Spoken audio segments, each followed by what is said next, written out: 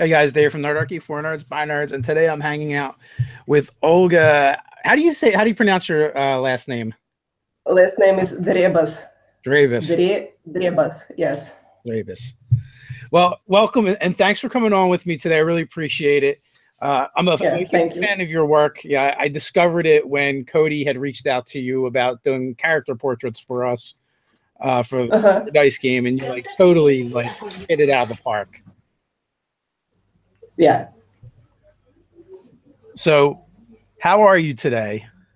I'm just trying to see you in my device, to Yeah, well, I'm just very grateful for this opportunity because like it came like surprisingly, like something out of the blue. So I have no idea what to expect. I hope the audience will enjoy it. I think they will. I mean, we have a lot of I people. got no idea. Honestly, I got no idea. Like, what can I bring to the table? Like, honestly, I'm not like not asking for anything. Well, I can tell you, Because you bring awesome art to the table. You've even yeah, so the art is there. Like you can open the book. Like I got the books by my side, by the way, just in case. you've done work for official Wizards of the Coast products. Yes, yes. You've done other works for other tabletop RPGs I've seen as well. Not that much, but yeah, that did happen. So, at what point did you know you were going to be an artist? Oh, yeah. Well, I didn't have any doubt that I would draw for a living since I was maybe 6, I think. But it didn't come quite easily because, at the same time there was such an like strong inside, like I was sure I will draw, but also there have been lots of doubts and lots of like just for example, I wasn't able to start decent art education from first or second or even third attempt, and I only started to take decent classes, like normal classes, regular, with a good teacher when I was about 21, like in my 20s, which is a tad late. So there was quite a lot of doubt on the way, but it came along nicely in the end. At least I guess so. Yeah. I'm glad you persevered because definitely the fantasy art world would be lacking without you in it. Thank you. So, how much time each day do you spend just doing art and drawing? Well, the usual answer to this is not enough. It's the answer any artist would give, I think. But yeah, really, it's something. It can be anything between 2 hours to 8 hours. You know, I can't say I'm like how do you say it when you're like constantly productive at more or less same pace each day. I get ups and downs, which I to this day do not know how to approach and how to like straighten them a little bit. So like it just really depends on the day and on the task a lot. So I just guess like let's say like 3 to 5 hours would be like safe assumption. I'm always curious because we've had different artists on the show Mhm. in the past, and we hear a lot of different numbers, but pretty much like consistently is every day, you know, you're making art, you're doing something in order to hone your craft and get Produce, it out there. produce something. Mhm. So Joshua Dix had asked a question actually before we even went live, Mhm. and he wanted to know what sorts of venues are you using to commission fantasy artists for 5e setting. I've oh let me he wants to Let's know. let's put a little disclaimer. Let's put a little disclaimer. I think it's time for it because while I'm a freelance artist for Wizards of the Coast, and I have to say that I'm lucky being one of the crew, and then they come back to commission me for like next projects and so on. It doesn't mean I am an official speaker for this client because I've got other clients, and really I would like to position myself as like fantasy artist in general. I have no authority to speak for wizards, like whatsoever. So I'm also not an art director. No, yeah, no. That's not the question at all. Like, I think we all understand that. Well, hopefully we all understand that. If not, it's been clarified. Yeah, just to clarify, like to get it out of the way. Yeah. So I think what Joshua is actually asking is like, what kind of places do you put your art in order to try and get in front of? In front of people. Yeah. Well, really, there are two main venues which you would like to differentiate. Like, if you would like to work with the particular clients or individuals, like normal people buying art, like Dave and like people, you know, your friends. And it would be the second venue would be the companies that produce some D&D or like tabletop related product, or like whatever product you would like to be related to as an employee. So if you want to market to like other normal people, like normal clients, you would like to put your art just everywhere they would be able to reach you easily, like Facebook, social networks, art websites, art collections, art books, art conventions, events dedicated to to your topic, to your theme. Like, think about anything where you can meet people. Yeah. And really, if you speak about working for companies, there is, in my opinion, at least no better way than to like just put together a decent portfolio, just send it to them to the email. Normally, every company has an email for our drops, and just like cross your fingers so that they will notice.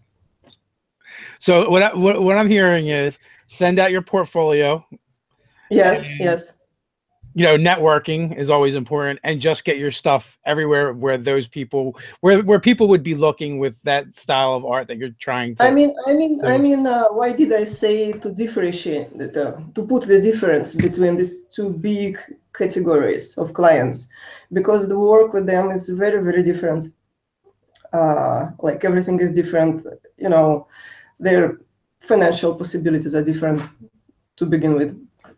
So it's two really different schemes you would like to either combine in your work or choose one of them, you know, because it always gets better when you are like focused on like a certain field. And it also applies to the type of client which you're working for. That's why I guess you can be perfectly financially stable with like few or many clients, corporate clients, and no one in a general audience will ever hear your name. Like, you can not have a Facebook, not have an art station, not have anything. You can just send your portfolio personally to the emails and contacts of art directors you can find online sometimes. And after they get to know you, they will start passing your name, your portfolio between themselves because they know each other.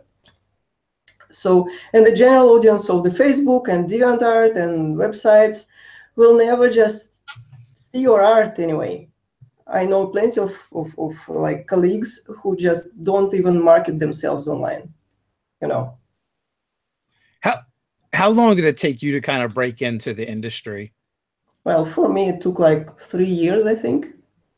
You know, I have no idea. It's so different for different people. I've seen people break into the industry like between the lines, you know, in like anything from 1 year, 2 years to 10 years. It all really depends on which path you choose. Yeah, and really how persistent you are on that path. Because we all know you can I'm not sure I will pronounce it correctly in English. There is a Pareto rule, which is like 20% of the effort brings 80% of the profit, let's say. So really, you can see that like 20% of your actions brings like the most progress you can make in the said field. So and I saw it works for me at least. It works basically for everything. It's just like a general rule. The 80-20 rule. Yeah, I'm familiar with it. 80-20, yeah. Absolutely. So since I have you here, let's take a look at some of your art. You were kind enough to we were kind enough to get it so that we could all right, now I just gotta I'm trying to activate here. you don't have to, I got it here. So I should be able to do a screen share in theory. So I see you. You see me? I see you. yeah, I've got another device here. Okay. So okay, yeah, it works. It is working. So occasionally the screen share will fight with me a little bit on on sharing. So so you can see the screen. Let's see. I want to. Okay. So we're just kind of like, I'm just going to kind of flip through here a little bit and so we got some black and white, some ink work, just a fight scene. Yeah. There are different types of art that there are in this folder. It looks like they're doing capoeira. I'm not probably capoeira. Yeah, capoeira. Yeah, I should really maybe arrange them by the folders. Is that what you used for reference? Which one? Yeah, I'm looking at that. Yeah, I do see the image. Well, really, no, I like drew it loosely based from a photo which I took on one of the capoeira events. Yeah, that's what the game looks like normally. That's a photo I took on one of the events I attended. The chicken fighter. Yeah, I don't really only do fantasy art. I spent quite some time in martial arts, like sports. So sometimes I do something for that audience and that area of interest of mine, and it's a different art. I don't even use color there, just for a change sometimes. Okay. And there's more portraits. Your portraits are amazing. Oh, thank you. I love doing it so much. I'm just like, I can't express it enough. it's just a really big passion, So do you have a preference? Like, I know you've got a lot of fantasy work. Here's a piece that this is a recent piece, right? This is a recent piece. It's from Tales from the Yawning Portal. I think, yeah. It's a recent book. Okay. It's a personal. This one is a personal one. Yeah, preference. So I'd say this is a myth book you did, right? A Myths and Legends. A myth book, yeah. It was a collaboration art book with the fellow Russian artists. Yeah, I'd say my preference in general is like loosely described. I prefer fantasy art. I don't really like, or maybe I just never tried to draw more technique, machinery and stuff. I love more the realist side of art as compared to like more stylized and simplified. Although I have some stylization sometimes, I think it just enriches so much. I love drawing people, but for some of my clients, I just turned into sorts of the girl who draws shiny stuff. Okay, I see that. It is normal. It is normal. The clients will give the jobs which like correspond to the submitted portfolio. So when I just started, I submitted quite a lot of like items, like some items like that. And it looks like they decided, oh, let's give her all the items in the book, let's close this necessity we have. Oh, you did the Mummy Centaur. What? The Undead Centaur. Undead Centaur, yeah. Well, it's cool when I'm flipping through and I see things and I'm like, hey, I have that book. yeah. This guy is fun. This guy was fun. Oh, nice. He's like, let's get shredded. And then he overdid it. Like, I'm too dry. So, like I said, I really enjoy your work, and there's a lot of great stuff. I love that. I love the painting style that 5e kind of has kind of brought into the art direction. Apparently, and clearly that's why they wanted you too, because that's what you're, that style you're working in. Yeah, could be. So when you first got started drawing, what kind of things really inspired you, or what artists inspire you? This is a good question. Well, I will have to like ask you, how far back would you like to jump in time? You can go wherever you like, whatever takes your fancy. Well, I really first, when I was a child, I copied a lot of Lion King stills. I saw on a videotape in my friend's house. But that was like before I turned 10. And then when I was 12, there was this Japanese show, Sailor Moon, which just totally blew my mind, in the artistic sense, because I just started copying from each episode that was passing on TV. And that point was, I think, when I started to draw consistently, and I started to really think about improving in art, because I just immediately saw like the drawing in the series, in the movie, was so like more pleasant and such more proportionate, and I saw it was stylized, but the stylization was so pleasant. Let's repeat it again. And whatever I did was just so far from that. So that was the turning point for me. I started practicing on my own, like with the effort to reach at least some level of quality. So that was roughly the same point when I started to search for education. But roughly 2 years into this Japanese movies like wave I took on, I went to the local art school for children, and I was of appropriate age to enter. Really, it was free. It's still free. But the teacher, when she saw all my, anime and fantasy drawings, and some Conan, and some dragons, and some monsters, and something, and she said, "Wow, we can't take you in because this really doesn't fit." And all the people there were drawing like still lives and beautiful like arrangements, and some dead birds, I remember. And I was so upset. I was just so upset that day. Yeah. So like the next big influence was probably which we talked offline. I think it's worth mentioning. I got to know a company of people who were into live action RPG much later. And around that time, I was into Silmarillion and like Lord of the Rings and stuff.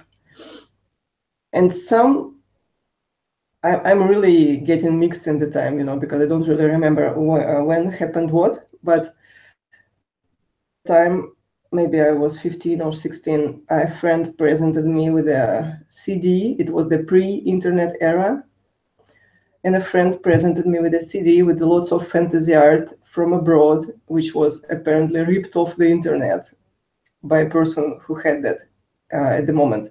And I can say at that time, not many households had like even dial-up connection. So the CD was like being passed around in the company of friends, and that guy just said like, you'd like to draw, you got to see this. And I was lost, completely lost in that archive. And I saw like Luis Royo, Boris Vallejo. I probably mispronounce his surname, most probably. Yeah, and there was like a collection of paintings from what I now know was the Monster Manual to 3.5 D&D, and the Todd Lockwood's art. I was like completely like, brain scattered like on the wall, like behind me. And That we were sort of talking impressed. beforehand a little bit, and you didn't actually have access to any of that stuff before. Like, it was only through a CD that someone pirated it off the internet that you're able. Which they did have by some miracle, because for many people it was the pre-internet era. I myself, I do remember I only got somewhat stable connection in maybe 2003. Can't really remember any better, but it was real late, and this history with the art CD was like way before.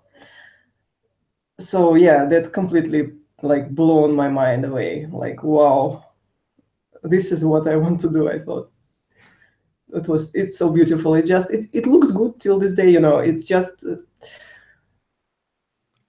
I mean, like, even the industry, the style they now commission and everyone are doing is just so much more realistic.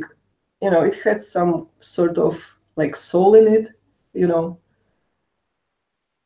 I don't know how to describe that.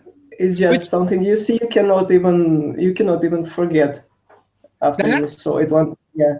That's a bit of a deviation from what you kind of like really drew you in, right? Because you said anime was kind of yeah. But there was a development to it, I think, and you cannot really forget, because I'm from Russia. We got classical Russian paintings. The best paintings, like best Russian art school in the world. Like, I'm really proud of that. So no offense meant to like American school and so on. But really, yeah, we are raised in the really rich art tradition here, and we are like used to see quality art and quality drawing in cartoons, like local cartoons.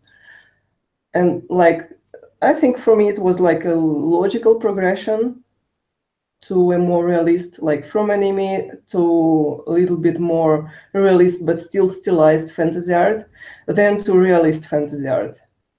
Like, those masters from the 18th and 80s and 19s who employed that like real realistic style.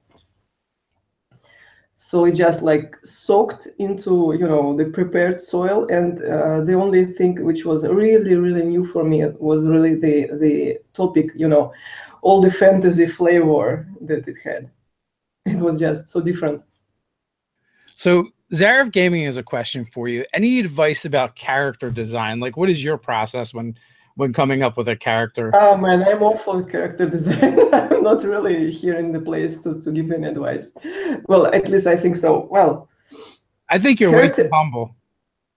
I think so. I see so much art from my colleagues, soaking every day, like opening my ArtStation account and like, who posted what, and like being blown every day, like blown away, like routinely. So yeah, I just can say I struggle with that, like a fair bit. What I can say about that is just personally, I try and stick to the team. For example, you get commissioned to do like maybe Middle Eastern character, let's say.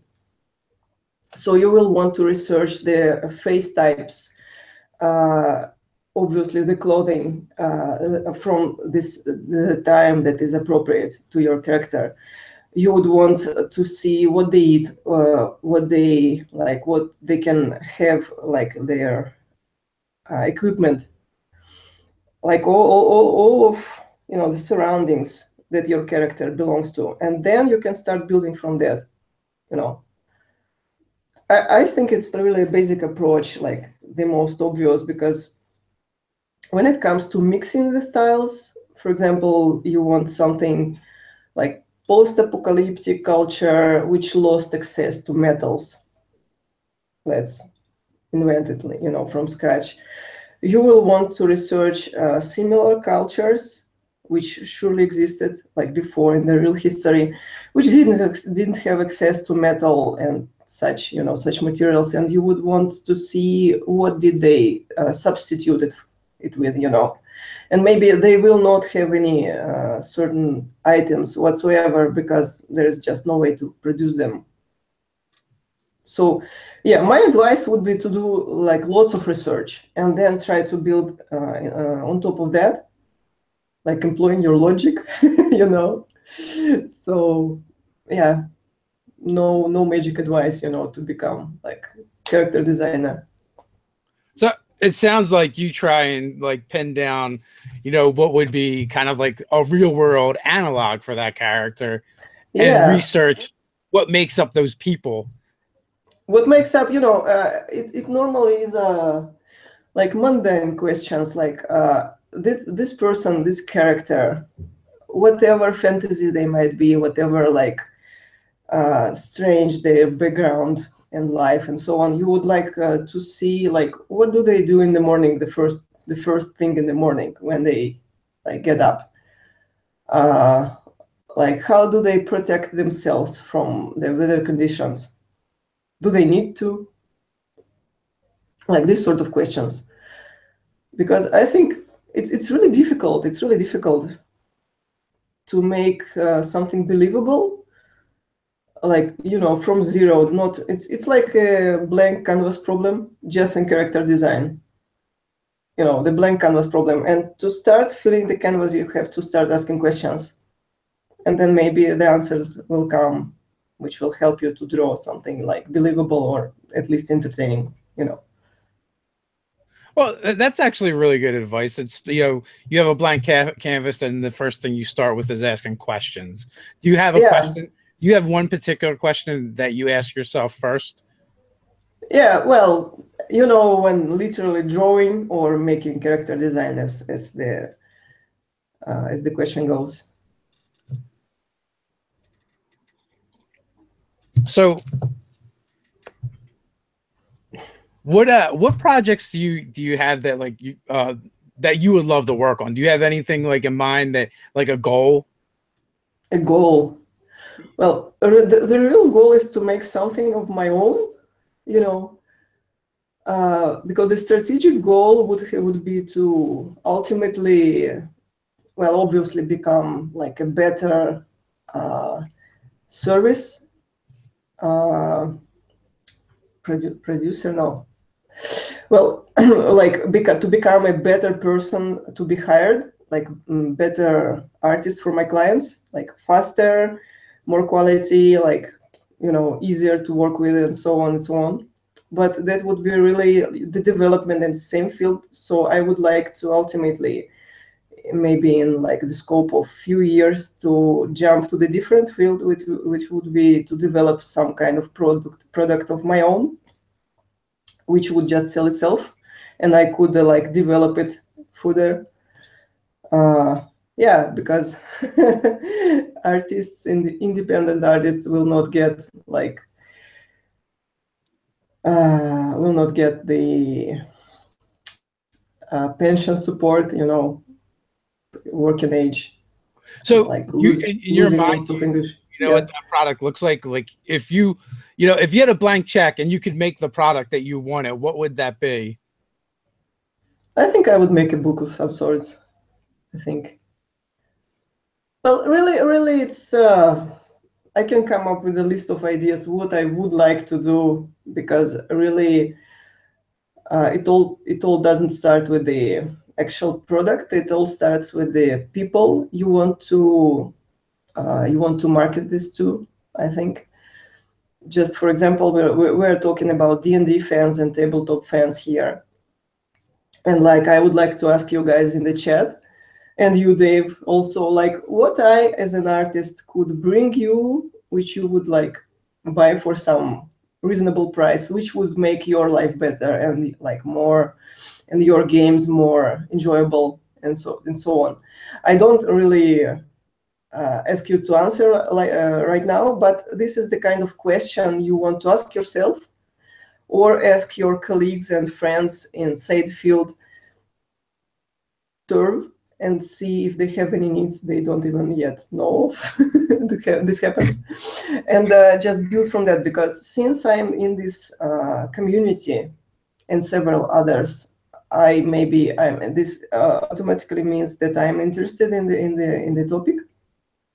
Like I too love tabletop games, and I too love capoeira as my fellow capoeira players and friends. So being like inside this community, I can see the necessities they have, and like I have as a part of it. So I think from there, I can't really give any like particular idea now because something is in the works I wouldn't like to talk about yet. But it's something different. It's a book, yes. Oh, how long before you can talk about it? Maybe several months. Okay. Because it's not really going fast. That's okay. I will keep my eyes peeled.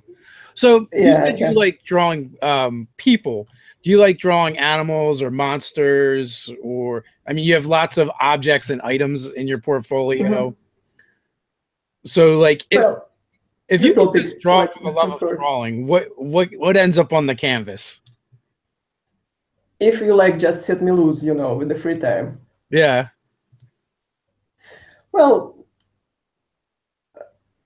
my mind just went completely blank. Total blackout, like, wow, does this happen? Like, wow. Too many options? Too many options. Yeah, normally I think I'm not an exception. Everyone has, like, I have a whole list of stuff I would like to draw and finish, which lie unfinished in my like sketches folder. It's mostly characters, sometimes strange ones, sometimes really whimsical, like the one I already posted on social media time and time ago. Like a character who was born out of a really bad joke. And bad joke, I mean like fifth grade joke, Yeah, so I'd like to, I don't know, it just comes to me sometimes. The idea, sometimes it's a place, maybe sometimes it's something I dreamt about, had a dream, some strange places, some fantasy environments, let's say. But yeah, I don't really come down to actually finish something real often. Well, or do you prefer to draw when someone gives you direction? Yeah, characters, like. Well, that's a good question actually, because I never questioned myself about these things. For example, when like some new job comes in, I'm just mostly down for like whatever they want from me, except like obvious things I won't draw because I'm not really good in or interested in, like the like machinery, as I said, or like scary stuff. There are people who like to draw like really scary monsters and like really creepy things. I think I find myself unable to do that. We've had Krystal Sully on a couple times. I don't know if you've seen her work. Yeah. I've been there. Yeah, she's awesome. And I've kind of nicknamed her the Mistress of Monsters because she loves. Yeah, she's different. She's different. That's her passion. And like, yeah, I drew. I think a couple of dragons back in my day, but nothing real serious. It was like back in the time when I didn't really even draw for money yet. Yeah.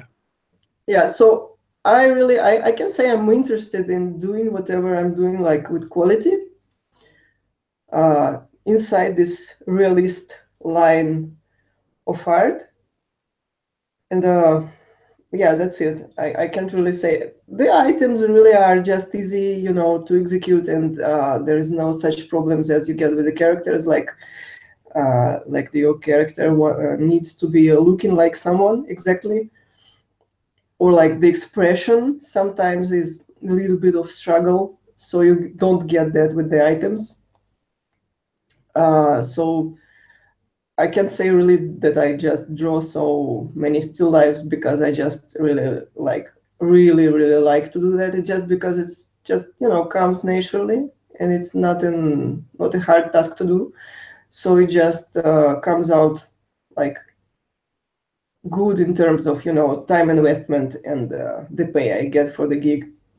So just the pure economical interest.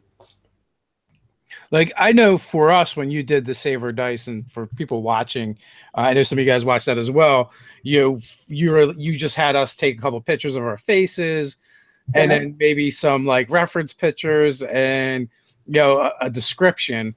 And the work you did from there was amazing, because one of the challenges we kind of gave you was, can you kind of make the characters look like us and still look like this other thing as well? Mhm. And now with Cody's character and Jonathan It Primm's was, yeah, it character, was a fairly like obvious shot, you know. It's just a human, like a human person. Like just give him the equipment and you got the character. Like it was fairly obvious, yes. with those two, it was like I'm like, she literally just drew you guys. Yeah, what was asked of me, I did. Like, yeah. But no, it was so impressive because it looked just like them. Well, yeah. And then now my character and Andrew's character were a little bit more of a challenge, because they're more monstrous in nature. His being a lizard folk, which I think, you know, to be honest, the Andrew's character, you know, the Jordan, to be honest, no offense, man, I'm just more proud about that picture than like the rest of them. I'd say it's my personal favorite. well, that one is definitely the most challenging, because you had to like recreate Andrew as a lizard person. Yeah, I can tell the logic behind it, because, for example, I asked him to send me some pictures where he maybe will be making some maybe silly faces, you know, maybe some expressions which are not so everyday, like calm, neutral expression, like something.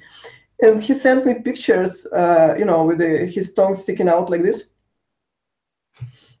and he was like real mischievous, you know. Mischievous is the word. And also by that time I already saw his video of him thinking about the character creation for Jardon. And well, lizard folk don't really get a lot of emotions by canon, by like the classic rule books, yeah. But he described his character as like, you know, the curious, mischievous, like, you know, having that bit of emotion. Maybe he's like he likes to make jokes of other characters, as far as I could gather. So I thought, oh yeah, I want to make some expression of him which would pass that like playfulness. And also Andrew is a big guy, like, and I want to make this like a big lizard person, like the tough one, you know. Don't want to mess with him, like, well, at least if you are not into like stinky waves coming at you. Yeah, yeah. Yeah, that one was like good.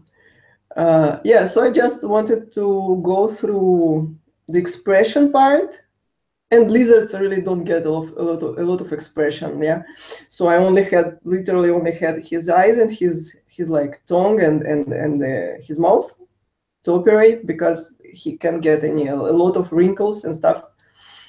So really, I can say I rely to create this. Forgot the word. Ah, dang it. Spoken English is so hard. Okay, yes, to create the similarity between character and the person, I just relied, you know, on his build and on his description of the character, and like a little bit of that facial expression he sent me. And like Juego is all about glasses for me, because since I saw you on the stream like with glasses, you know, all like the gentleman type of guy, like, and I thought, oh man, but he's a half orc. He's a half orc. It would be really funny to make like a half orc, to break a little bit the stereotype, you know, to give him the glasses. So he would be like the classy one, you know. And So I love that yeah. because it completely like redefined some of the character when you Mhm. did that, because I you kind of did it on a whim. You're like, I'm gonna put glasses on Jogo, and I loved it when the picture came back, so I incorporated it into the story. So he Oh, found it wasn't there before I but sent in the sketch. no, You want to say? Yeah. no, it wasn't. But because your sketch, the Wow. art influenced me. Because I love the way it Wow. looked and visually. So I was like, you know what? Jogo found glasses and he started wearing them because he thinks they make him Yeah. smarter. Yeah.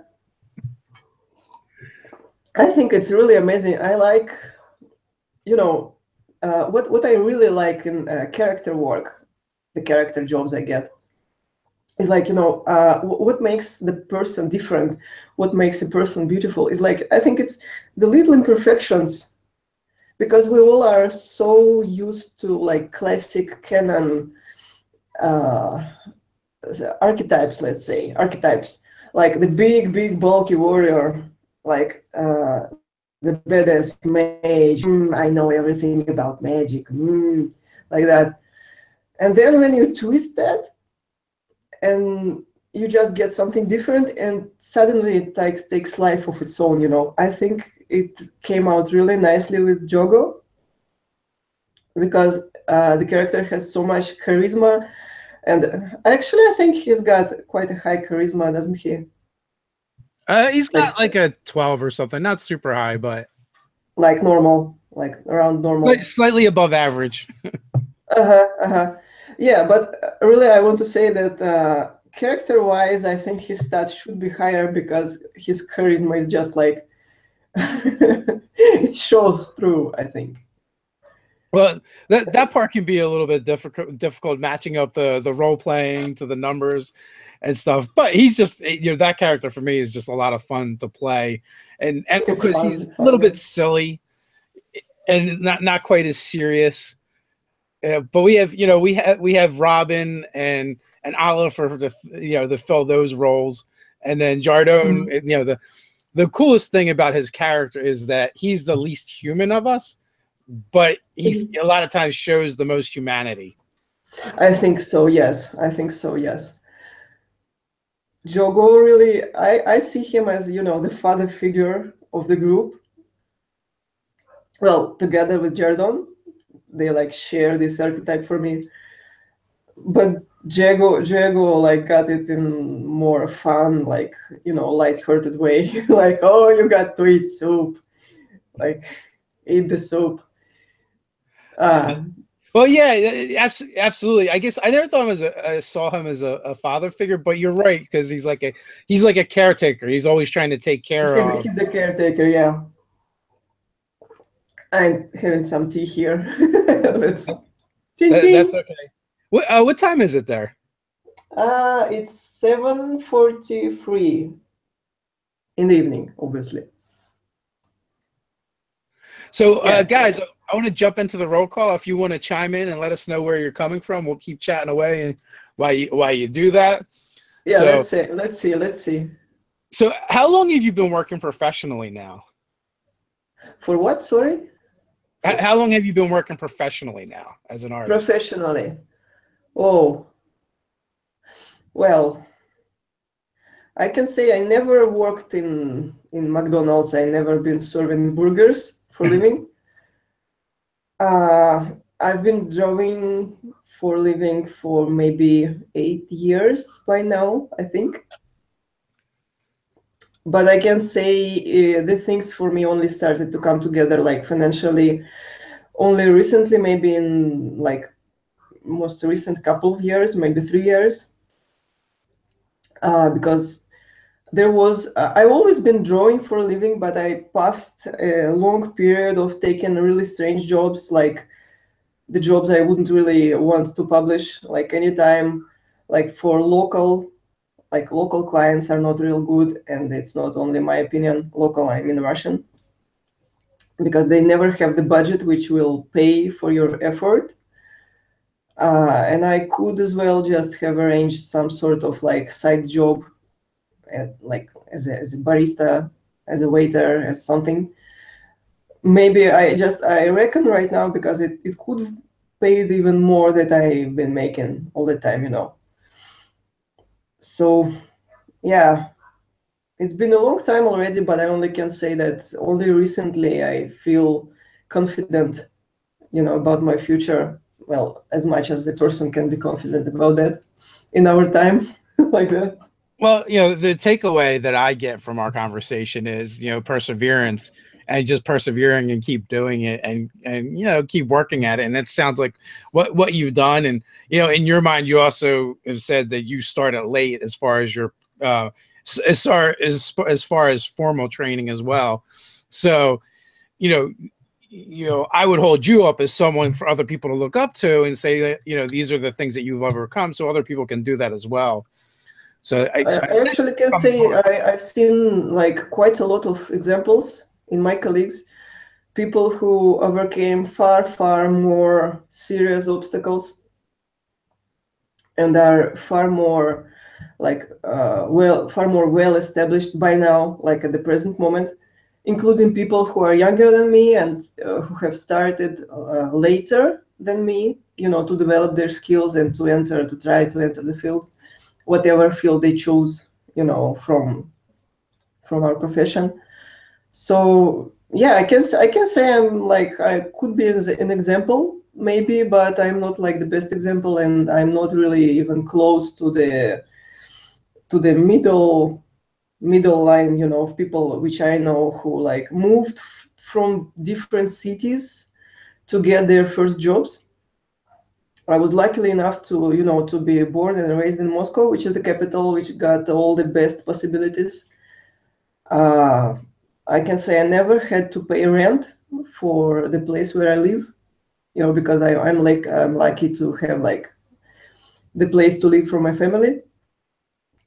I'm just incredibly lucky and like how they say it nowadays, like privileged. Yeah, I think I'm like very, very much privileged in many areas. So like something inside me just said like shut up and just continue working, because there are people who just come from far worse, you know, and just show far more progress.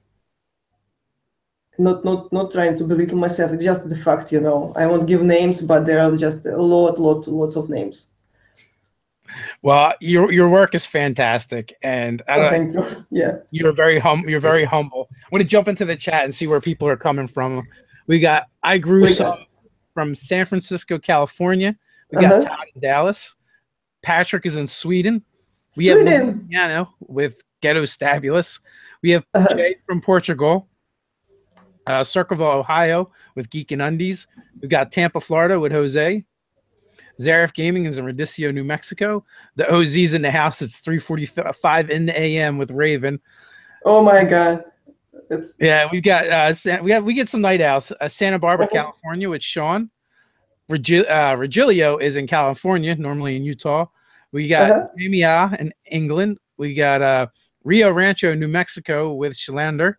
Nordic Mm-hmm. Dragon is in Norway, formerly of Sweden. We Mm-hmm. have Fernando is coming to us from Mexico. Nice. We Yay. got people coming in from all over the place. Granite City with John. We've got Lincoln in Sweden. We got Edmonds, Mm-hmm. Washington with Elfbait. Stuffs is in Denmark. Lopez Island, Washington is AJ Kinney. Mm-hmm. And Beard for Charity says, hey, Olga. Hello. Pokemon for what says he's in Tier in Athens. Beer for Charity is in Austin, Texas. So it's cool. We got people hanging out with us from all over the place. And Yeah. the Beard for Charity is on the Web DMT team. He helps out with. Yeah, I know. Yeah, yeah. We're mutual friends, like on social media. He's Yeah, always so there. he's also helped out with the Saver Dice social Joshua. media. Joshua is the name. Yeah. So, so it looks like your cat is behind you surfing the internet. I think, yeah. Might be. That's what someone said early on, because and the Oh, cat back there. Martha is hanging out too for anyone who was interested in knowing the cat's name. she just loves to appear on TV. Right? Do you like that? So, do you have any projects that are upcoming that you can talk about? Well, let's think. Wow. Well, If you don't, you uh, can just say no. That's okay too. well, No pressure. yeah. I just so rarely think about this that I'm like, the mind just goes blank. It's not about like I wouldn't like to say or like I couldn't. Uh, As always, guys, there are links in the yeah. description to find Olga because someone had asked about your Instagram. If you had one, and you do, and the links in there as well as your art station. You also Yeah, do, normal stuff. Yeah. so you can definitely find all that stuff. Upcoming project. I'm just all work right now, to be honest. I'm just all like stacked with client work, and I'm mostly thinking about establishing myself, like more more surely, because there are some like family stuff, some family issues to solve. So I'm really more thinking about like to get the stuff done. Like can say I wasn't really thinking about any personal projects for the future for now at least. Yeah. So Sorry. Yeah. how Sorry. far are you booked out now? Well, I'm all busy. I think about till about Christmas for now. That's good. That's better than not being That's busy. Yeah. That's better than not being busy. And like luckily for me, and I don't know, like thanks heavens, there's been some offers for in-house work, like to work in the company in the office here in Moscow. So, but I still think I'm so lucky. I'm really incredibly lucky to have work which I love, so I don't have to go like to work in house for the companies that are not necessarily working in the same field of interest and as I maybe style is different. So, uh, like yeah. So switching gears a little bit, Uh-huh. what is your favorite piece that you've done so far Well, from your portfolio? really, I would like to say it's the most recent one, which is the cover of today's video, which was on the cover. Because finally I've had some time to do some personal stuff for myself this summer. And it's not like, it's not like I'm busy all the time, to be honest. Like, dead busy and unable to like stick some personal art time. It's just I think like my battery for the day is not as big as I hear it is for other people.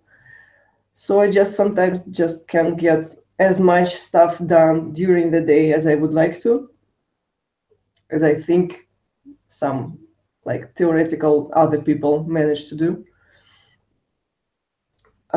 So yeah, Well, that's I mean, the most recent piece. that's a very personal thing, and it's different from for other people. There's days when I'll work all day and I stop working. I'm like, did I get anything done today? What did I even do? Yeah, there is also a question like what are actually am I doing? Like, is it really relevant for the goals of the day? So yeah, we get into the productivity topic here. I always run into that. I was doing something last night. Me too, me too. I can say it's the biggest struggle for me right now. The thing which I like think about the most, like, did I get the most important thing done yet during this day? Am I running late or not? Like, how to get more done? Like, how to manage several things at once without losing your focus? These are sort of questions that really occupy my, the like the brain resource mostly. Yeah, I think it's same for many people. I believe so. So we just had someone else pop up from Brazil. So we got South America representing today. Olá, olá, gente. Bom dia, boa noite. So the piece that we used for the thumbnail today, can you tell me about that? Like, is there a story behind that? Yes, there is a story behind that. Glad you asked. Yeah, but yeah, really, I'll try to, piece it together in a short way. It's a piece I've been wanting to do for quite some time already. Since I've got into the Brazilian and the Afro-Brazilian culture and the capoeira,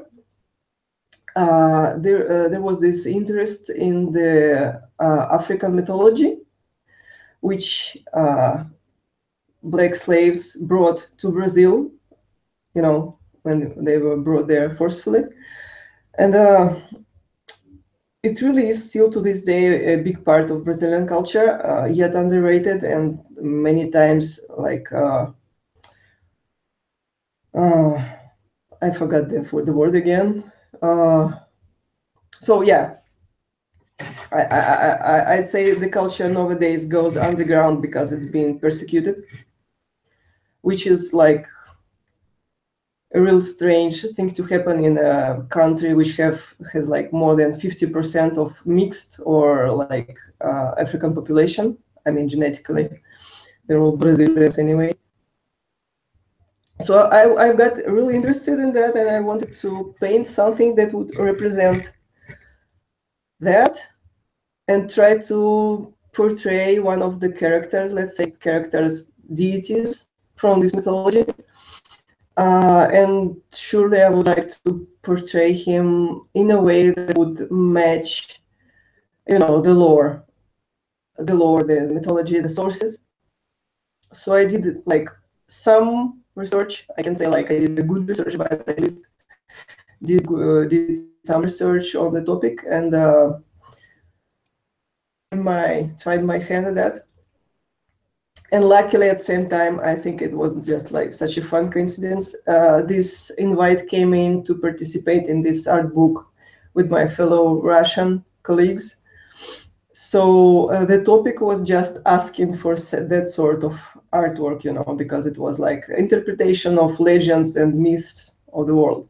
So like, yes, this is a perfect opportunity to finally force myself to do some personal art on the excuse that I'm really doing something to participate in an art project, like it's good for your career and stuff.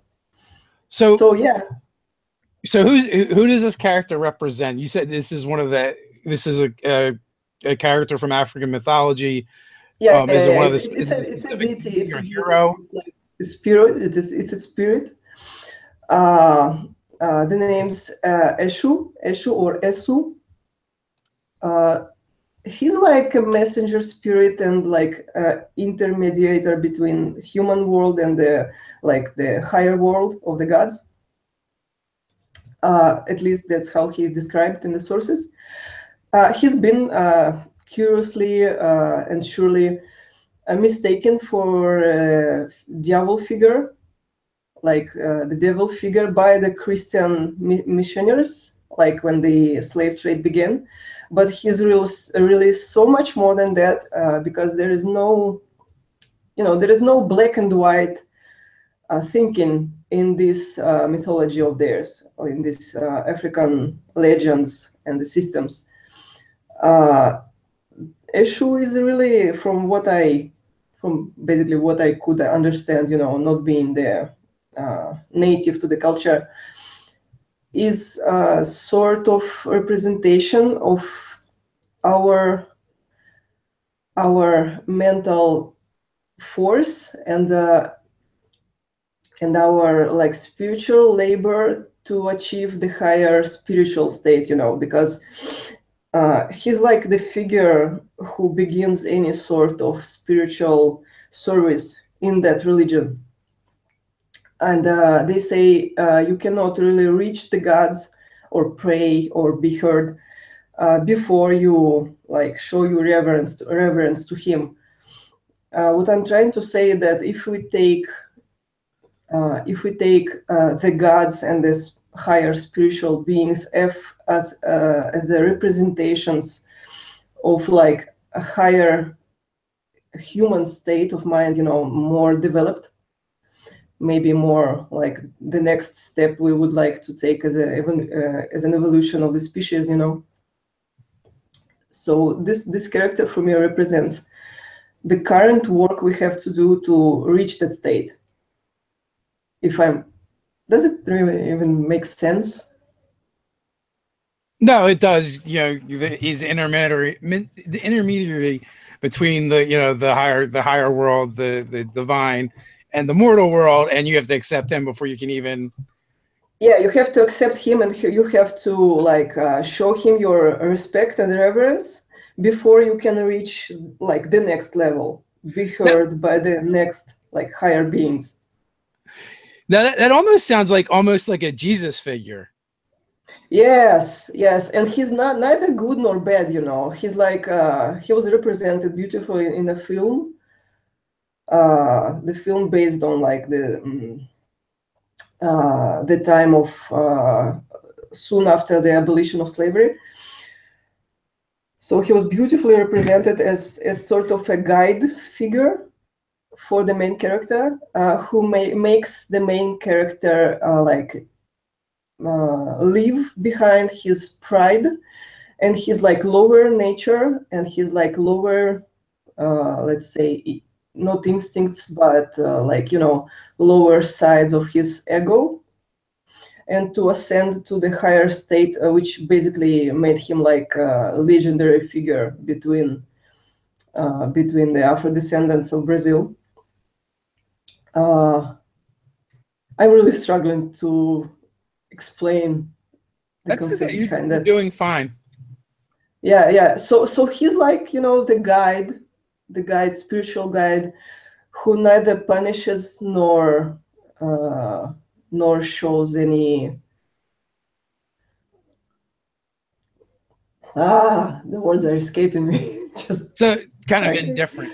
So he's like treating you as you treat him, which I think is a real just concept of like interaction between humans or humans and nature, between everything. Like you get treated the way you treat others, and he just represents this concept. What was the appeal for you when you decided to, you know, draw this character?